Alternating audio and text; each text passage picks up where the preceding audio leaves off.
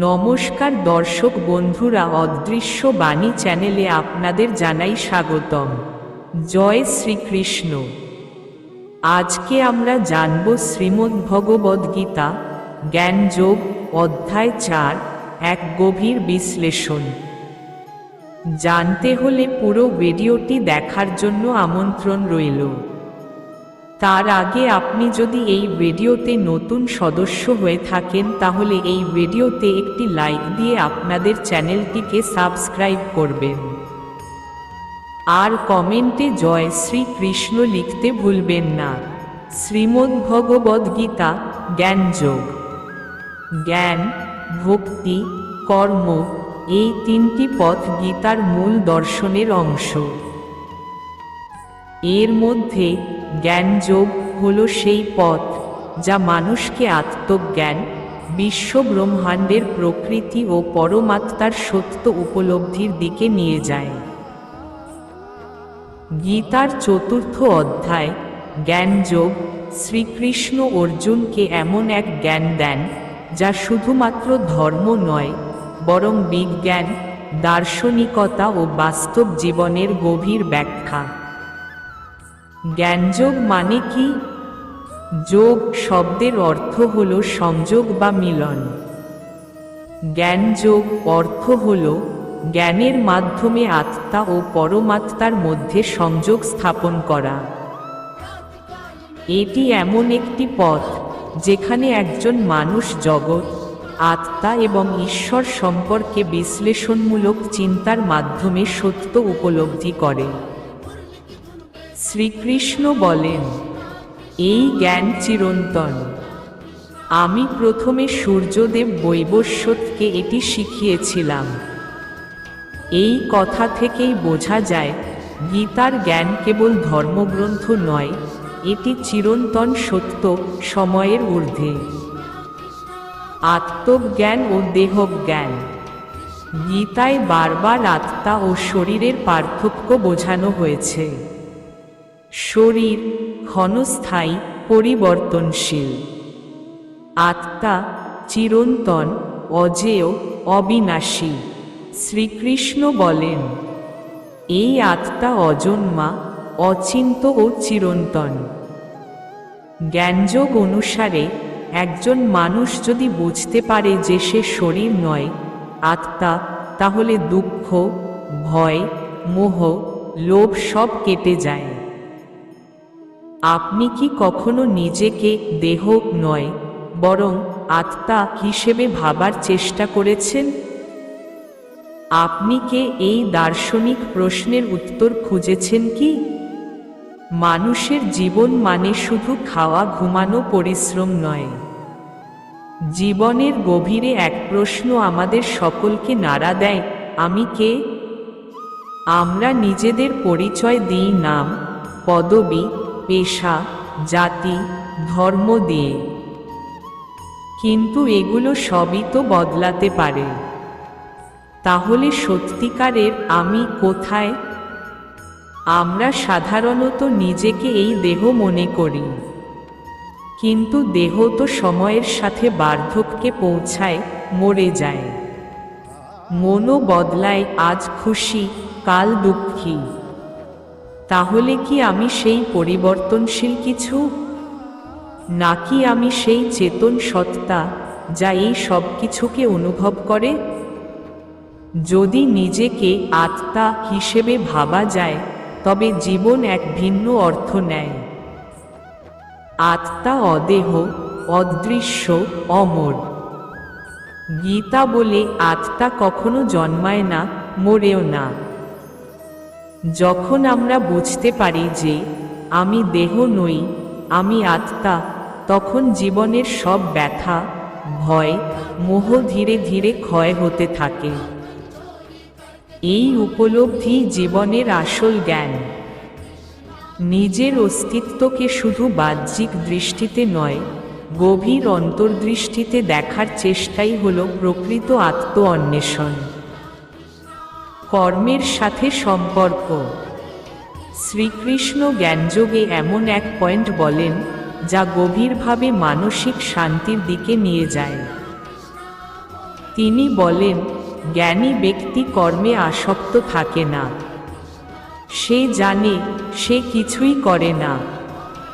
অর্থাৎ একজন জ্ঞানী বুঝে ফেলে সে কেবল প্রকৃতির অংশ, সবকিছু প্রকৃতি দ্বারা সংঘটিত হচ্ছে। নিজেকে কর্মফলের ভোগী মনে করার কিছু নেই। এই উপলব্ধি মানুষকে অহংকার, হতাশা এবং দুঃখ থেকে মুক্ত করে। আত্মনিয়ন্ত্রণ ও ত্যাগ। জ্ঞানী ব্যক্তি সব ইন্দ্রিয় ও কর্মের নিয়ন্ত্রণে দক্ষ হন। তিনি প্রত্যেকটি বিষয়কেই জানেন, বুঝেন, বিশ্লেষণ করেন। তার কাছে সংসার মায়া, কিন্তু তিনি মায়া থেকে পালানো না, বরং সেই মায়ার ভিতরেই নিজেকে বিচ্ছিন্ন রাখতে পারেন। শ্রীকৃষ্ণ বলেন, যে সমস্ত কর্মফলের আশা ছাড়াই কেবল কর্তব্য বলে করে, সে পরিপূর্ণ জ্ঞানী। আপনি কি কখনো এমন কাজ করেছেন যেখানে কোনো ফলের প্রত্যাশা ছিল না, কেবল সত্য বা কর্তব্য বোধ থেকে? আপনি কি কখনো এমন কাজ করেছেন যেখানে কোনো ফলের প্রত্যাশা ছিল না, কেবল সত্য বা কর্তব্য বোধ থেকে? জীবনের অনেক কাজ আমরা করি ফলের প্রত্যাশায়, প্রশংসা, অর্থ, স্বীকৃতি বা সাফল্যের আশায়। কিন্তু কখনো কি এমন হয়েছে যখন আপনি কেবল অন্তরের নির্দেশে, কোনো প্রতিদান না চেয়ে, সত্য বা কর্তব্যের বোধ থেকে কিছু করেছেন? এই ধরনের কাজই প্রকৃত নিঃস্বার্থ কর্ম, যাকে বলা হয় নিষ্কাম কর্ম। এটি সেই অবস্থান যেখানে আপনি নিজেকে উৎসর্গ করেন কেবল এক মহান সত্য বা নৈতিক দায়িত্বের জন্য। যেমন কেউ রাস্তার পাশে আহত এক মানুষকে সাহায্য করে শুধুমাত্র মানবতাবোধে। সে জানে না লোকটা তাকে ধন্যবাদ দেবে কি না, এমনকি তাকে চিনবে কি না, তবুও সে সাহায্য করে। এই রকম কাজেই আত্মা আনন্দ পায়, কারণ এই কাজগুলো আসে অহংকার বা লাভের চিন্তা ছাড়াই। গীতা বলে, কর্মে অধিকার আছে, কিন্তু ফলের নয়। যখন আমরা কোনো প্রত্যাশা ছাড়া কাজ করি, তখন সেটাই হয়ে ওঠে আত্মশুদ্ধির পথ, যা আমাদের আত্মিক বিকাশের দিকে নিয়ে যায়। এমন কাজ আমাদের জীবনে নীরব এক আলো এনে দেয়, যেটা বাইরের কোনো সাফল্যের তুলনায় অনেক গভীর ও শান্তিদায়ক। জ্ঞান অর্জনের উপায়।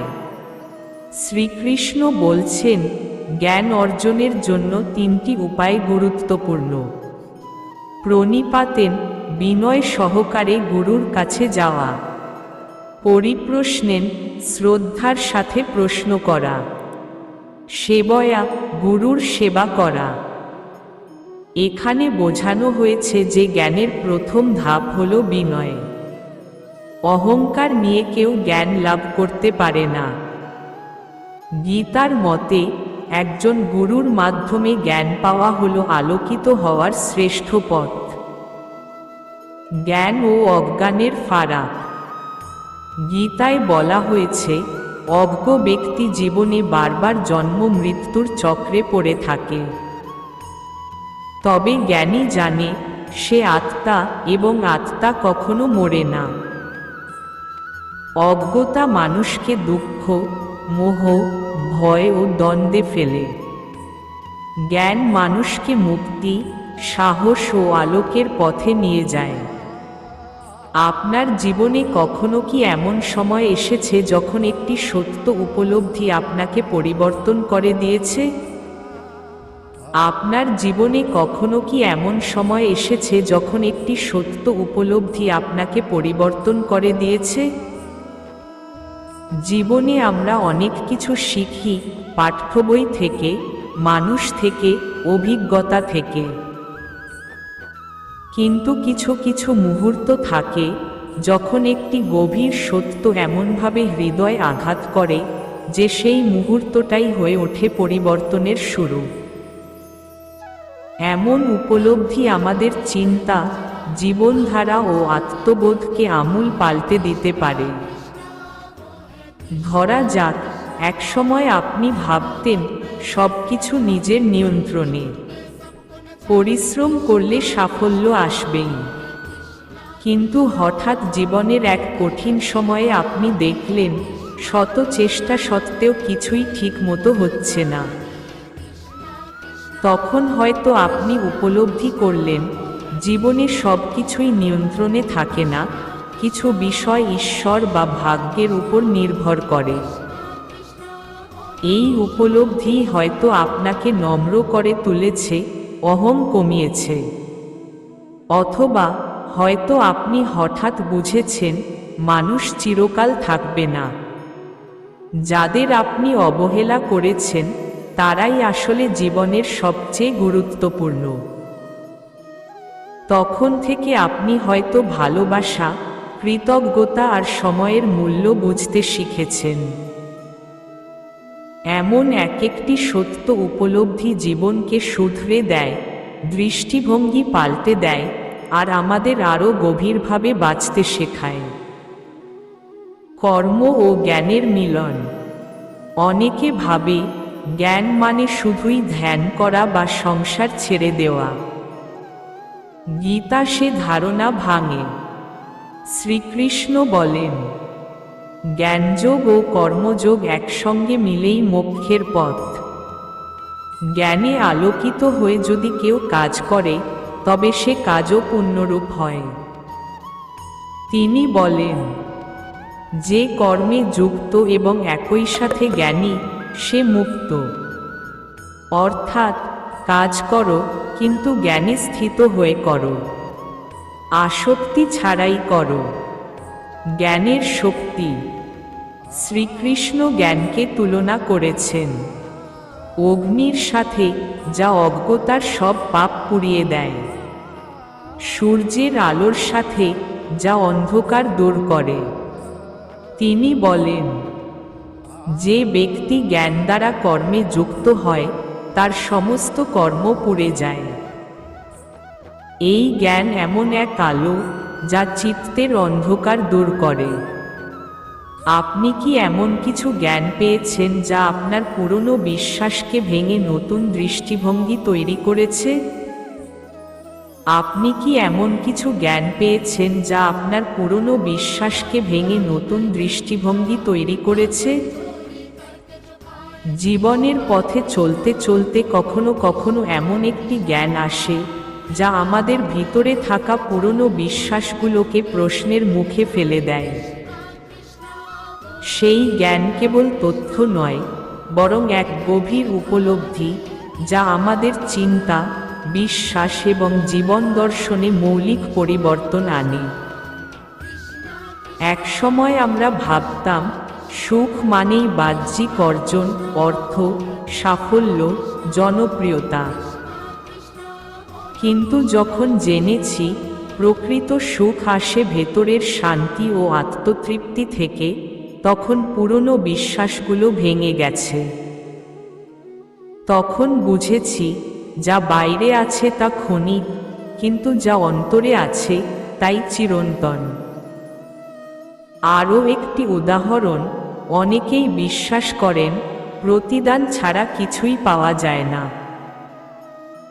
কিন্তু যখন উপলব্ধি হয়েছে যে নিঃস্বার্থ ভালোবাসা বা সাহায্যই মানুষকে সবচেয়ে গভীরভাবে ছুঁয়ে যায়, তখন পুরনো স্বার্থপর দৃষ্টিভঙ্গি বদলে গেছে। এই রকম জ্ঞান আমাদের অহং, ভয় ও মোহ ভেঙে দিয়ে এক নতুন আলোয় দেখার শক্তি দেয়। আমরা যখন সত্যিকারের জ্ঞানকে গ্রহণ করি, তখন সে আমাদের বদলে দেয়, নতুন করে গড়তে শুরু করে এক নতুন আমি কে। জ্ঞানী ব্যক্তির লক্ষণ। গীতায় বর্ণনা করা হয়েছে একজন জ্ঞানী মানুষের বৈশিষ্ট্য। সে সবাইকে সমভাবে দেখে, বন্ধু শত্রু, সুখ দুঃখে সম। সেই শান্ত, আত্মস্থ নির্লিপ্ততা। সে কারো দ্বারা প্রভাবিত হয় না, সে শুধু সত্যের পক্ষে দাঁড়ায়। এই ব্যক্তি মুক্ত, কারণ সে জানে সে শুধু আত্মা, দেহ নয়।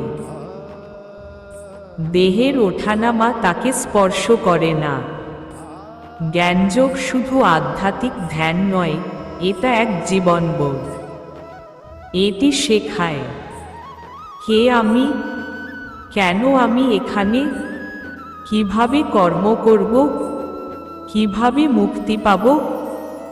গীতার জ্ঞানযোগ আমাদের শেখায় সত্য জ্ঞানী প্রকৃত মোক্ষের পথ। এই আলোচনার মধ্যে কোন দিকটা আপনাকে সবচেয়ে বেশি ভাবতে বাধ্য করেছে? আমরা প্রতিদিন নিজেকে নানা পরিচয় ব্যাখ্যা করি। আমি একজন ছাত্র, আমি একজন বাবা, আমি এই সমাজের সদস্য। কিন্তু এগুলো সবই কি আসল পরিচয়? এই প্রশ্ন যখন উঠে আসে, তখন মনে হয় আমি এতদিন যাদের আমি ভেবে এসেছি, সেগুলো কি আসলে আমার বাইরের রূপ নয়? আমি আত্মা, দেহ নই, এই উপলব্ধিটি এক অদ্ভুত নীরবতা ও গভীরতা এনে দেয় চিন্তার জগতে। ভাবতে বাধ্য করে, আমি যদি আত্মা হয়ে থাকি, তবে কেন আমি দেহের সুখ দুঃখে এতটাই আবিষ্ট হয়ে পড়ি?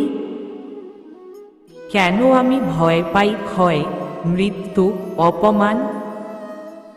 এই ভাবনার সূত্র ধরেই বোঝা যায় জীবনের অনেক ভ্রান্ত ধারণা, যেমন সাফল্য মানেই সম্পদ, সুখ মানেই ভোগ, এসবই বাহ্যিক জগতের মায়া। আসল যাত্রা তো আত্মা উপলব্ধির দিকে। এই দিকটি আমাকে ভেতরে ভেতরে আরও জানার, বুঝবার, বদলাবার তাগিদ দেয়। এমন প্রশ্ন যখন অন্তরে প্রতিধ্বনিত হয়, তখনই শুরু হয় আত্মজিজ্ঞাসার যাত্রা। এই উপলব্ধি হয়তো জীবনের আসল শিক্ষা।